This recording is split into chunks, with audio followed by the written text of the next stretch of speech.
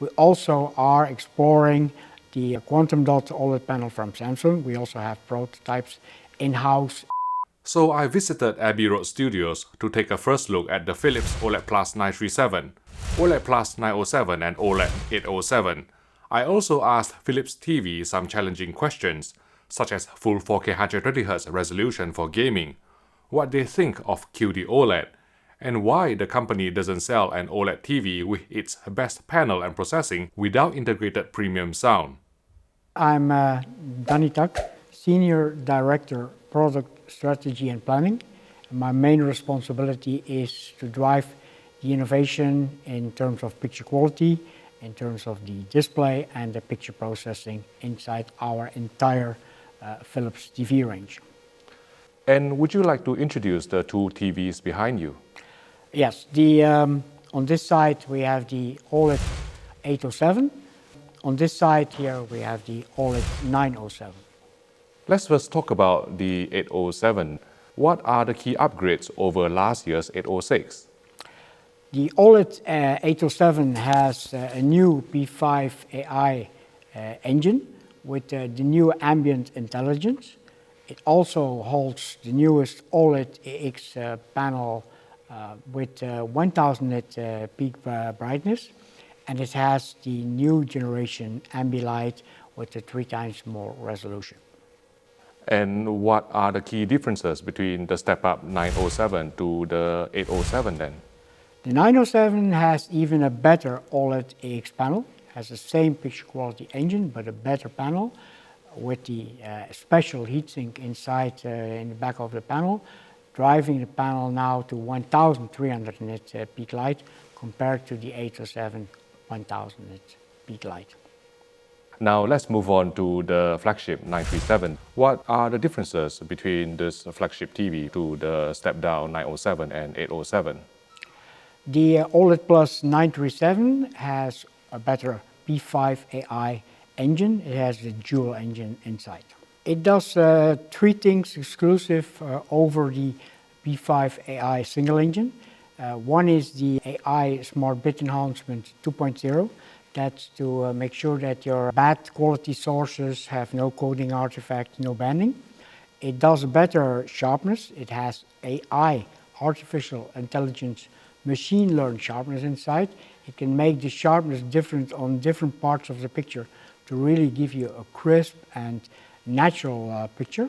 And the third one is generation 2 of perfect natural reality, which means that all your SDR sources you're watching at this TV are brought to a level that is very near to the real HDR. But on top of that, that were the 3 features that already were existing in previous years' dual engine products. We have added one more this year, and that's the advanced HDR tone mapping.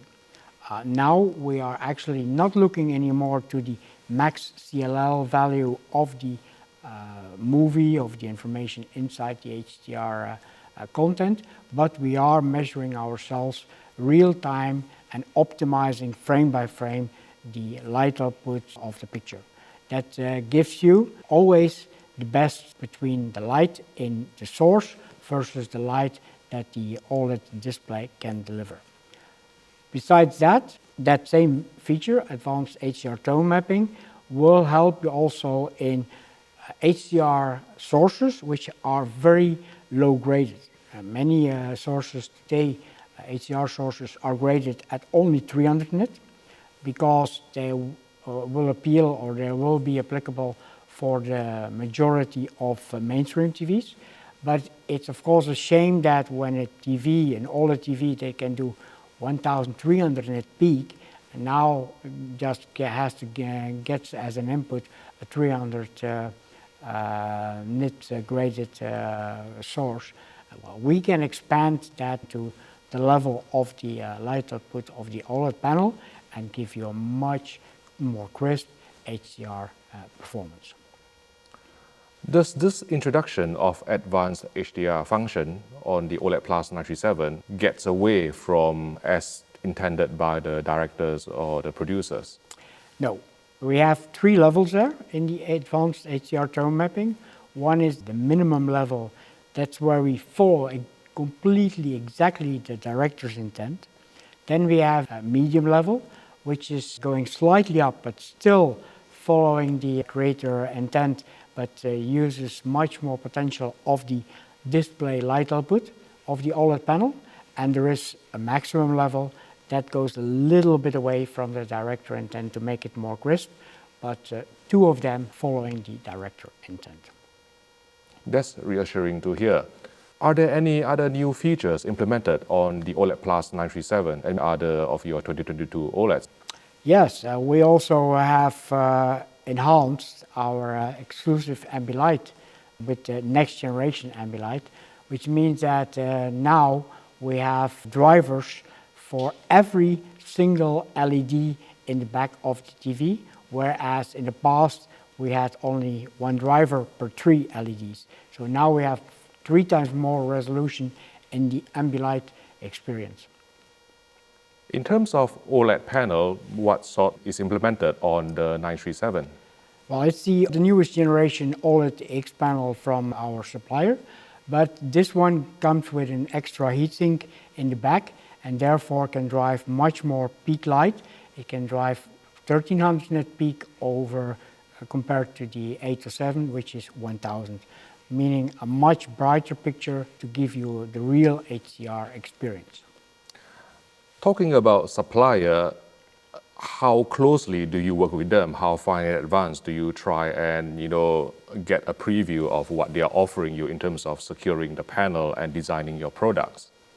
Well, in case of OLED, we usually get an insight on the roadmap from the supplier, and we always get panels, testing the prototypes more than 1 year in advance to do our development work. That's in case of OLED. In case of other parts in our range where we do apply also LCD screens or LED screens, we work with panel suppliers that do supply us with the open cell, that's the glass, and we are adding our cells in Taipei in our development center for every open cell, our own backlights to that, varying in light output from, for the low part of the range, from 300 nit up to 500-600 nit in the high-end part of the range. So this means that you already know the specifications of next year's TV that is coming out, but presumably you can't tell me and our audience about it. Exactly. So maybe I can briefly say that we're going to again enhance the light output of the panels, but much more than that I cannot reveal at this moment. Okay. On the market currently, Samsung Display has come out with QD-OLED, which is another type of panel to compete with LG Display's WRGB OLED.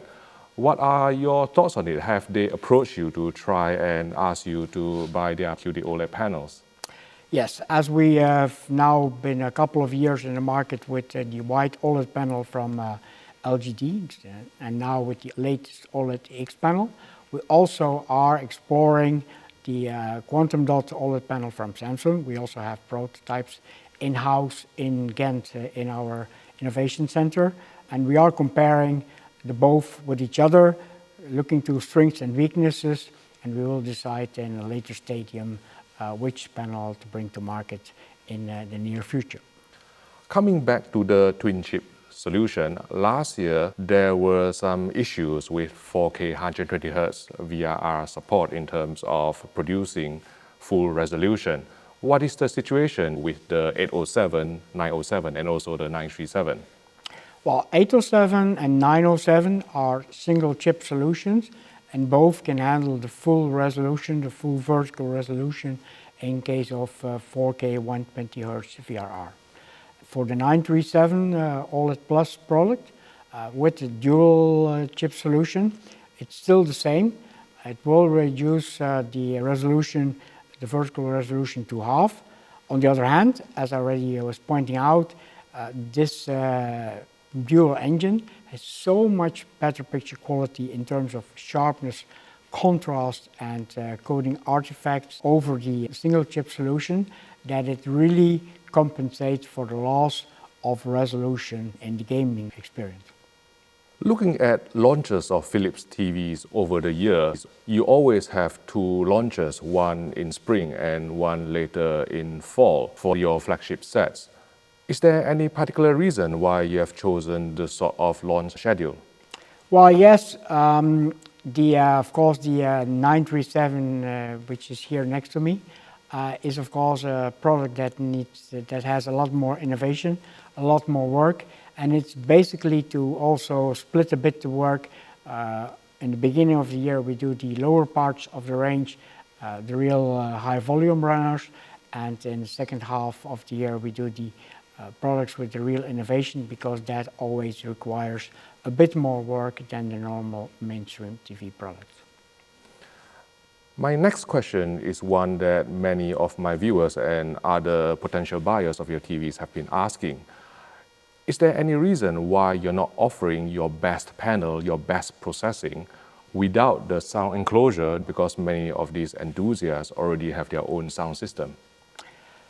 Well, yes, there is, of course, the reason is range build up.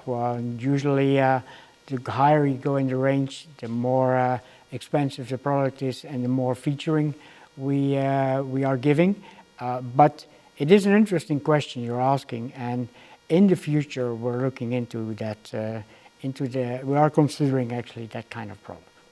Now, we have touched on reproducing the creative intent in this video, mostly from the picture point of view. But what about the audio side of things? To explore that, I've done a video on how the Bowers & Wilkins sound system on Philips televisions gets you closer to hearing film scores the way they are recorded, and you can watch the video by clicking here.